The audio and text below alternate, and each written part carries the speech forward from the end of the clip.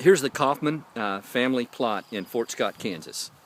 I was working in Fort Scott on a piece of x-ray equipment, and the job went rather well. I decided to play a little hooky instead of eating lunch and find the Kaufman cemetery, or the Kaufman family plot out at the Jewish cemetery in Fort Scott. I guess back in the day they had a sort of apartheid that applied to cemeteries.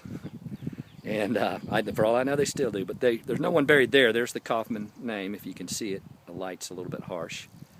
And there's no one buried there. That just denotes the Kaufman section. And I'll go past each marker and say a little bit about what I can read on the marker. This first one is, if you can read it, if you can see it there, I'll try to back away so you can get the whole name in. That's Sidney Kaufman, 1884 to 1931. And I imagine he was grandfather's brother, Grandfather Harry Kaufman's brother, I imagine, based on the date, son of Sigmund and Anna.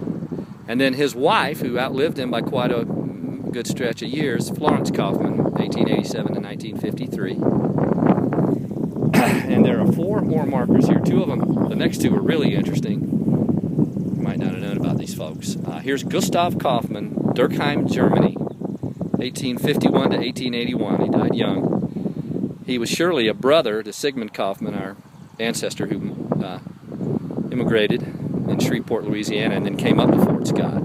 So Gustav lived only to be 30, and Gus, when we think about Uncle Gus up in Kansas City, this is surely his namesake, Gustav. That would have been Uncle Gus's uncle, I suppose.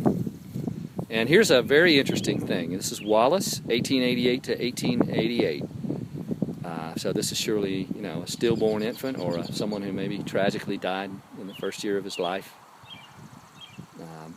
A little child, not forgotten, Wallace Kaufman. And then here is great-grandmother Kaufman, Anna Kaufman.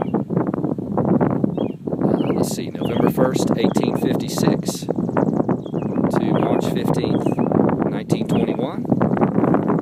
And next to her husband, father, Sigmund Kaufman, born April 10th, 1848, died August 18th, 1909.